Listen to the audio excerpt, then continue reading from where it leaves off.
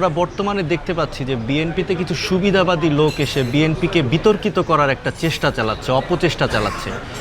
আমরা বিভিন্ন জায়গায় শুনতে পারি তৃণমূলভাবে চাঁদাবাজি হচ্ছে, সেখানে বিএনপিরই দলীয় অনেক লোকজন এখানে জড়িত আছে। সেই ক্ষেত্রে কিন্তু বিএনপির উপরে একটা ভালো বিতর্কের সৃষ্টি হচ্ছে। এই ক্ষেত্রে আপনাদের বলাটা কি থাকবে স্যার? প্রথমত এটা আপনি যে প্রশ্নটা করেছেন, এর আগে দেখেন যে হাসিনার পতনের পরে যদি আমি বলছি আওয়ামী লীগের কাছে ক্যাশ পয়সা, ওদের বাসায় বাসায় সুটকেস ছিল, দেশের বাইরে বাকি টাকা ছিল।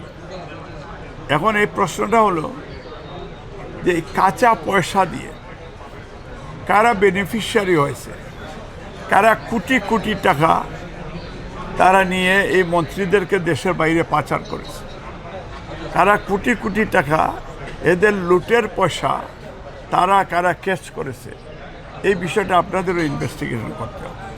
সেম টাইম এটা যে দলেরই হোক, মানে আপনারা এটা কোনোভাবেই সমর্থনযোগ্য না। প্রশাসনের যে লোকই হোক, আপনার জিনিসটা এখনো আওয়ামী প্রশাসন রয়েছে, অনেকটা আওয়ামী প্রশাসন রয়েছে।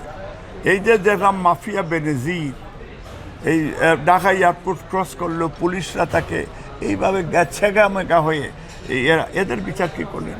এই যে হামিদ, এটা কোটি কোটি টাকা ঘুষ দিয়ে আরেকটা পলিটিক্যাল পার্টির শেল্টার নিয়ে দেশ থেকে বাইরে গেল, এটার ব্যাপার।